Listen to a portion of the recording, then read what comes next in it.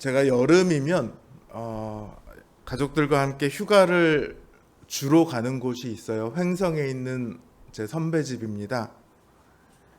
이 선배는 그 동네에 있는 목사님들과 다 친해요. 그런데 교회는 안 가요.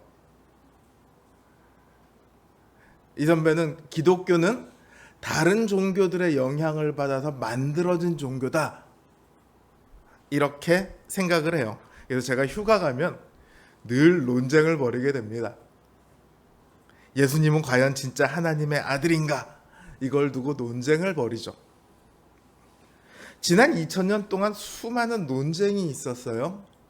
과학적으로, 수학적으로, 철학적으로 수많은 논쟁이 있었습니다만, 그 중에 가장 널리 그리고 가장 치열하게 토론된 논쟁이 바로 이 논쟁이에요. 예수님은 누구이신가 하는 거죠. 교회 밖에 있던 사람들은 예수님의 때로부터 지금까지 예수님은 하나님의 아들이 아니다, 이렇게 주장을 해왔죠. 때로는 교회 안에 있던 사람들도요, 예수님은 하나님의 아들이 아니다, 이렇게 주장하는 사람도 있습니다. 그리고 지금도 수많은 이들이 같은 논쟁을 벌이고 있어요. 아마 주님께서 다시 오시는 그날까지 인류 역사 속에서 이 논쟁은 끝나지 않을 겁니다. 이 논쟁은요, 우리 안에서도 이루어집니다. 예수님은 과연 진짜 하나님의 아들인가? 이 답에 그렇습니다 라고 답할 수 있을 때 우리는 비로소 신자가 되었다, 이렇게 말을 할 수 있습니다. 세례를 받건 입교를 받건 그것과 상관없이 반드시 이 질문에 그렇습니다라고 답을 해야만 합니다. 그렇지 않으면 교회의 일원으로, 신자로 인정되지 않습니다. 그렇습니다라고 답을 할 때 비로소 교회의 한 지체로, 그리스도인으로 받아들여지게 되죠. 그러니 이 질문은 삶의 방향을 바꾸는 질문입니다. 누군가는 잘 믿다가도 갑자기 예수님은 하나님의 아들이 아닌 것 같아, 그러고 교회를 떠나갑니다. 누군가는 교회를 핍박하다가도 예수는 가짜라는 것을 증명하기 위해 애쓰다가도 갑자기 어느 날 아침에, 하루아침에 예수님은 하나님의 아들입니다라고 고백하며 신자가 되기도 합니다. 그만큼 이 질문은 중요한 질문이에요. 인생을 송두리째 바꾸는 질문입니다. 여러분들에게도 이 질문은 중요합니다. 여러분들은 이 질문에 어떻게 대답하십니까? 오늘 이 질문이 우리의 삶의 변화가 되는 역사가 있기를 주님의 이름으로 기원합니다. 유대인들이 주님께 찾아와서 말합니다. 언제까지 우리 영혼을 들었다 놨다 할 겁니까? 당신이 그리스도라면 숨기지 말고 말해 주십시오. 한마디로 말하면 당신의 정체가 뭐냐? 이런 말입니다. 예수님께서는 이전부터 자신이 누군지 자신의 정체를 말씀해 오셨습니다. 그럼에도 그들은 또다시 예수님께 찾아와서 정체를 밝혀라, 이렇게 말을 합니다. 왜냐하면 그들의 말과는 달리 그들의 마음은 예수님을 그리스도로 인정하고 있지 않기 때문입니다. 아니, 인정하고 싶어 하지 않기 때문입니다. 모든 증거가 다 예수님을 그리스도라고 해도 그들은 인정하고 싶어 하지 않습니다. 그들은 언제까지나 예수님을 그리스도가 아니라고 믿을 겁니다. 실제로 그렇죠. 예수님의 부활 소식을 가장 먼저 들은 자 중에 하나가 바로 이 유대 지도자들이에요. 그 예수님의 빈 무덤을 지키던 자들이 와서 이야기하니까 이들이 어떻게 얘기합니까? 로마 군병에게 돈을 주고 와서 제자들이 훔쳐갔다고 해라. 이렇게 거짓말을 시키죠. 이들은 끝까지 믿지 않습니다. 그들은 예수님을 그리스도가 아니다라고 굳게 믿고 자기들이 틀리지 않아야 한다라고 생각을 해요. 그런데 참 역설적이게도요, 지금 이 질문을 하는 시기가 언제냐면 수전절이라고 되어 있습니다. 수전절은 모세의 율법에 있는 절기는 아니에요. 유다가 멸망당한 뒤로 이스라엘 민족은 바벨론, 파사, 헬라 지배를 받아왔죠. 헬라가 그리스예요. 그리스 제국이 넷으로 갈라집니다. 그래서 주전 198년부터 이 유다 땅은 셀류쿠스 왕국이라는 곳에 지배를 받습니다. 근데 이 왕국의 왕 중에 안티오쿠스 4세라는 사람이 있어요. 주전 175년에서 163년까지 통치했던 사람인데 유대인을 아주 극도로 핍박을 합니다. 딴 곳에서 전쟁에 지고 와가지고 승질이 나니까 그걸 유대인들에게 풀어요. 그래서 주전 167년에 성전에서 제사를 못 드리게 합니다. 그리고 성전의 제단에다가 제우스 신상을 세워버립니다. 할례예식과 안식일 규례를 금하기도 하죠. 유대인들이 이거는 못 참는다. 너희가 어찌 감히 우리의 성전을, 우리의 하나님을 모독하느냐 이래가지고 항쟁을 일으켜요. 그게 여러분들 들어보셨지 모르겠지만 마카비 항쟁이라는 것입니다. 3년간의 전쟁 끝에 이들이 성전을 탈환해요. 그리고 제우스 신상을 헐고 자기들 비로소 제단을 이제 원래대로 복구를 시키죠. 이때 모습이 얼마나 처참했는지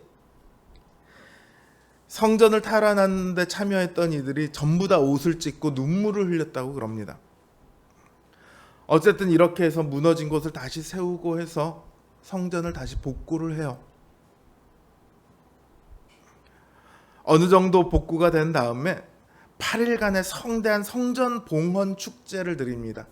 성전을 다시 만들었으니까 이걸 하나님 앞에 성전을 드리는 거죠.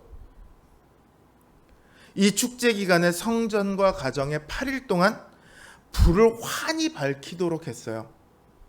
불을 환히 밝히도록 한 이유가 이 성전을 다시 수복했을 때 지성소에 있던 그 등대에 잔에 기름을 넣은 사람이 없는데 여전히 불이 밝혀져 있더래요. 근데 정확한 역사는 아니고요. 일설에 의하면. 그래서 다들 불을 밝히도록 했다. 뭐 이런 얘기가 있습니다. 그래서 이 수전절을 불의 축제라고 불러요. 히브리어로 하누카라고 하는데 불의 축제라고 부릅니다. 그러니까 수전절은 뭘 기념하는 절기냐면 성전 봉헌을 기념하는 절기예요. 이 기간 동안 예수님께서는 솔로몬의 행각에서 거니십니다. 성전은 지성소, 성소, 유대인의 뜰, 여인의 뜰, 그리고 이방인의 뜰로 되어 있는데 가운데 성전 안에 있는 성곽이 있고 바깥에 있는 성곽이 있잖아요. 안에 있는 성곽 안에는 어디까지 있냐면 여인의 뜰까지 있어요. 유대인의 뜰은 그 바깥에 있습니다. 그리고 솔로몬의 행각은 유대인의 뜰이 아니라 이방인의 뜰은 그 바깥에 있어요. 그리고 솔로몬 행각은 이방인의 뜰 옆에 있는 거예요.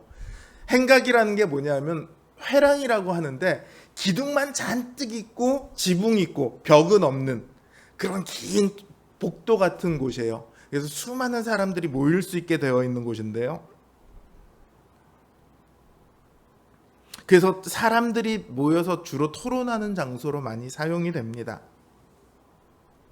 근데 예수님께서 이곳에서 거니세요. 잠깐 있었던 것이 아니라 주로 이곳에 계셨던 거예요.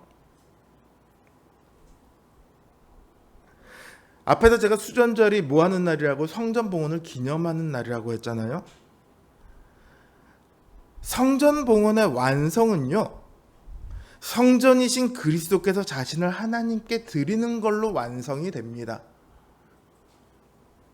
그러니까 수전절의 진짜 주인이 누구여야 하냐면 예수님이어야 하죠.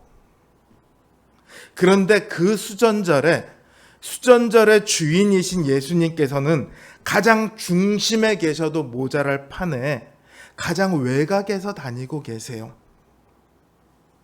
거기다 유대인들이 찾아와서는 우리는 당신이 그리스도가 아니라고 생각하는데 너 진짜 그리스도가 맞아? 이렇게 묻고 있습니다. 예수님은 자신이 누구인지 수도 없이 이미 말씀하셨습니다. 그럼에도 그들은 찾아와 묻습니다. 그들은 예수님이 그리스도인지 아닌지 밝히 말하라 이렇게 요구합니다. 그 말은 우리가 못 믿는 것은 우리 탓이 아니고 당신 탓입니다. 이렇게 말하는 거나 마찬가지예요. 당신이 그리스도라면 그리스도답게 다녀야지. 당신이 하나님의 아들이라면 하나님의 아들답게 다녀야지. 맨날 죄인들, 세리들, 병자들이랑만 친하고 우리처럼 거룩하게 사는 사람들은 외면하니 우리가 어떻게 믿겠냐. 하나님의 아들이라면 하나님의 아들답게 다녀라. 이런 뜻이 그 안에 숨겨져 있는 거예요. 예수님께서 자신을 주로 칭하시는 호칭 중에 인자라는 호칭이 있습니다. 이게 다니엘서에서 나왔던 호칭인데요. 다니엘은 이 인자가 구름을 타고 올 거라고 했습니다. 근데 예수님은 구름 타고 오셨어요? 구름은커녕 어디 이름도 제대로 알려지지 않은 나사렛 촌동네, 거기서 목수의 아들로 태어났잖아요. 전혀 하나님의 아들답게 오시지 않으셨어요. 하다못해 대제사장의 아들들로 태어났다면 어땠을까요? 누가 봐도 저 사람은 하나님의 아들입니다. 머리에 이렇게 우리 흔히 보면 머리에 이렇게 테두리, 이렇게 빛나는 테두리 있고만 천사 표현할 때 쓰는 것처럼 머리에 막 그런 게 이렇게 달려 있으면 누가 봐도 하나님의 아들이란 거 알 수 있잖아요. 그럼 누가 의심을 했겠습니까? 그쵸? 그런데요, 만약 예수님께서 그렇게 구름을 타고 오셨더라면요, 어떤 일이 일어났을까요? 살아남을 사람이 하나도 없습니다. 왜냐하면 인자께서 영광의 모습으로 오실 때는요, 의인과 죄인에 대해 심판하러 오실 때예요. 오직 자신의 행한 것만 가지고 모든 사람들은 심판을 받아야 합니다. 그 심판대 앞에서 나는 죄가 없습니다라고 말할 수 있는 사람이 있습니까?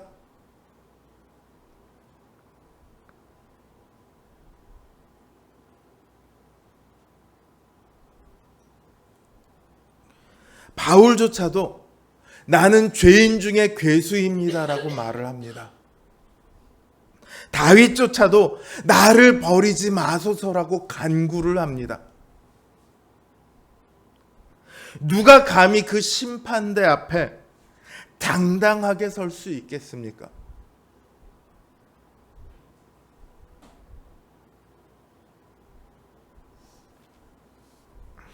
오히려 하나님의 아들의 모습이 아니라 인간의 모습으로 오셨기 때문에 우리에게 생명의 기회가 주어졌습니다. 예수님은 하나님의 아들로서 아들의 모습으로만, 심판자의 모습으로만 이 땅에 오신 것이 아니라 우리를 구원하시는 예수의 모습으로, 그리스도의 모습으로 이 땅에 오셨습니다. 심판이 아니라 구원을 위해 오신 것이죠. 그래서 우리에게 생명의 기회가 주어졌습니다. 하나님의 아들의 모습으로 오시지 않아서 우리가 믿을 수가 없어요. 이렇게 투덜대야 하는 것이 아니라 그 하나님의 아들이 인간의 모습으로 오신 것에 감사하고 또 감사해야죠.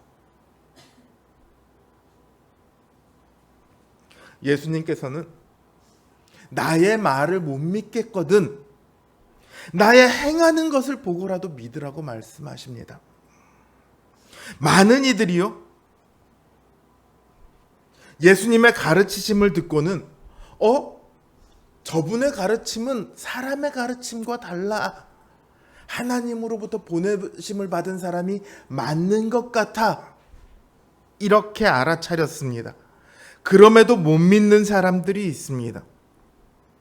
그럼 예수님께서 하신 그 행동들을 보면요, 어떨까요?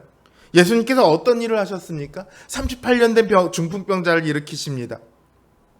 귀신을 내어쫓습니다. 수많은 병자를 고치시고 맹인이 눈을 뜨게 하고 안진뱅이를 일어나게 하고, 이게 보통 사람들이 할 수 있는 일입니까? 이사야 35장 5절에서 6절 말씀. 그때 맹인의 눈이 밝을 것이며 못 듣는 사람의 귀가 열릴 것이며 그때 저는 자는 사슴같이 뛸 것이며 말 못하는 자의 혀는 노래하리니. 예수께서 하신 일들은요, 이미 선지자들에 의해서 메시아가 하실 일로 예언되었던 일들입니다. 이런 일들을 하신 예수님은 메시아, 즉 그리스도가 확실합니다. 그럼에도 그들은 오히려 예수님이 귀신 들렸다거나 귀신의 힘을 빌어 표적을 행한다고 말합니다. 뿐만 아니라 아버지와 나는 하나다라고 말씀하시는 그 예수님을 죽이려고 돌을 들기까지 합니다. 이게 한두 번입니까? 이들이 이렇게 하는 이유에 대해 예수님은 너희가 내 양이 아니기 때문이다, 이렇게 말씀을 하세요. 너희가 믿지 않는 것은 내 양이 아니기 때문이다. 이 말씀은요, 흔히 말하는 예정론을 말씀하시고자 하는 게 아니에요. 예수님께서 말씀하시고자 하는 뜻이 뭐냐면, 너희는 원래부터 예정되지 않아서 무슨 짓을 해도 나를 믿을 수 없어, 이 말씀을 하시는 게 아니라고요. 오히려 반대로 너희가 믿지 않는 것을 보니까 너희는 내 양이 아니다, 이렇게 말씀하시는 거예요. 만일 유대인들이 예수님의 말씀을 혹은 그 행하신 일들을 믿었다면 그들은 예수님께서 하나님의 아들이심을 알게 되었을 겁니다. 기독교라는 종교는요, 예수님의 가르침 위에 세워진 종교가 아닙니다. 18세기에 한참 과학이 발달하고 한참 이성주의가 전 세계를 뒤덮을 때에 기독교를 예수님의 가르침의 종교로 만들고자 하는 움직임이 있었습니다. 예수님의 가르침은 도덕적으로 매우 훌륭하거든요, 그들이 생각해도. 그런데 하나님의 아들이란 말은 도저히 믿을 수가 없는 거예요. 과학적으로 이건 증명이 안 되는 얘기야. 그러니까 이거는 빼자. 그럼 남는 건 뭐냐? 하나님의 가르침만 남지 않냐? 예수님의 가르침만 남지 않냐? 사실 지금도 그렇게 생각하는 분들이 굉장히 많이 있어요. 어떤 목사님은요, 유럽의 한 신학교에서 박사학위를 공부하는데 너무 힘들었다고 합니다. 이분이 이렇게 성경을 가지고 초안을 만들어 가면 교수가 성경을 하나님의 말씀으로 믿지를 않거든요. 이 교수는 신학교 교수인데. 그래서 논문을 써서 들고 가면 교수가 이렇게 말한답니다. 너는 이게 믿어져? 그래서 논문을 써야 되는데 논문은 안 쓰고 맨날 복음 전도만 하다가 나온대요. 매번 그렇게 해서 논문 쓰는 시간이 길어졌다고 합니다. 너는 그게 믿어져? 어떻게 믿을 수 있어?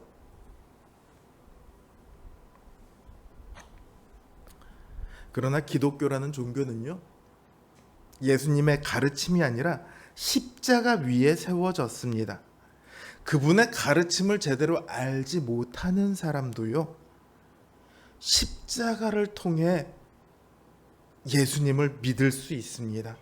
성경을 한 구절도 모르는데 그 십자가의 복음을 듣고는 눈물을 흘리며 회개하고 예수님을 믿게 되는 역사가 지금도 일어나고 있습니다. 오늘 본문에서도 보면요, 수전절의 논쟁 후에 예수님께서는 세례 요한에게 세례받았던 곳으로 가십니다.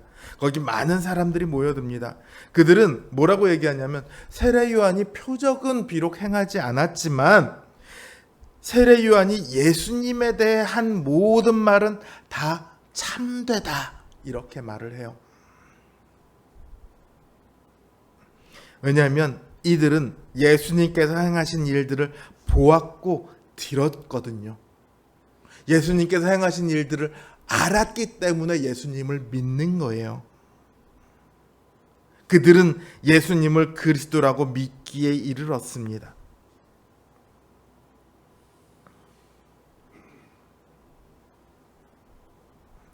그분의 십자가와 그분의 행하신 모든 일들과 그분의 말씀과 그분을 향한 구약의 증언들과 그분의 몸된 교회가 지금까지 해온 수많은 역사가 있습니다.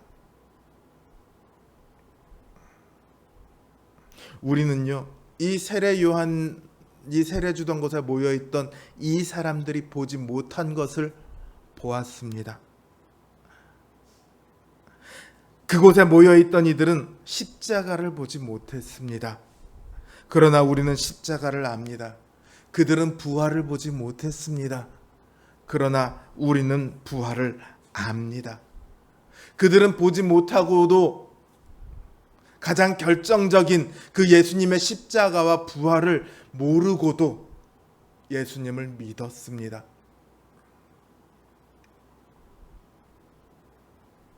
예수님을 믿으십시오. 그분의 말씀을 믿으십시오. 그분의 행하신 일들을 믿으십시오.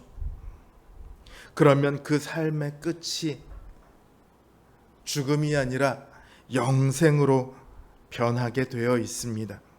주님께서는 우리에게 영생을 주시기 위해 하나님의 아들 같지 않은 모습으로 이 땅에 오셨습니다. 주님은 우리의 목자가 되시기 위해 죽으셨습니다. 주님은 우리를 저 영원한 생명의 나라로 인도하시며 우리를 지키셔서 어느 누구도 우리를 훔쳐가지 못하게 하십니다. 이 확고한 구원, 확고한 영광이 믿는 자들에게 약속되었습니다. 그러니 예수님을 믿는다면 그 삶의 여정이 애쓰고 수고해도 얻을 것 없는 그런 허무함들이 아니라 하나님께서 책임지시고 보호하시고 인도하시는 그 평강의 삶으로 가득 차게 될 겁니다. 27절에서 예수님은 이렇게 말씀하십니다. 내 양은 내 음성을 들으며 나는 그들을 알며 그들은 나를 따르리라. 그분이 나의 목자라고 믿으신다면 그분의 음성을 들으십시오. 그분을 따르십시오. 여러분은 예수님을 누구라고 생각하십니까? 여러분의 마음속에 예수님은 하나님의 아들이십니다. 이 믿음의 고백이 있습니까? 그러면 다음 질문으로 나아가십시오. 믿고 나서도 계속해서 예수님이더러 당신은 누구십니까를 질문하고 있을 필요가 없습니다. 부활하신 주님을 만났던 제자들도, 다메섹으로 가던 길에 예수님을 만났던 바울도, 처음에는 당신은 누구십니까를 물었습니다. 그러나 부활하신 예수님이심을 알고 난 후에 그들의 질문은 바뀌었습니다. 주님, 그래서 제가 뭘 하면 될까요? 질문의 내용 자체가 바뀌었죠. 주님, 당신은 누구십니까를 묻던 인생에서 그래서 주님, 이제 제가 뭘 하면 될까요를 묻는 인생으로 바뀌었습니다. 이게 바로 은혜고 하나님께서 우리에게 주시는 복이고 우리에게 약속된 영광입니다. 주님 안에 있는 사람들에게만, 주님의 양된 사람들에게만 주어지는 특혜입니다. 여러분의 삶의 질문도 바뀌시길 바랍니다. 당신은 누구이십니까? 이거를 묻는 인생이 아니라 예수님은 그리스도이십니다. 이걸 답하는 것에서 끝나는 인생이 아니라 주님, 그래서 제가 무엇을 하면 될까요?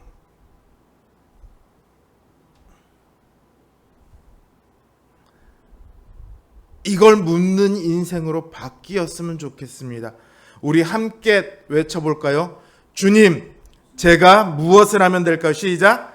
주님, 제가 무엇을 하면 될까요?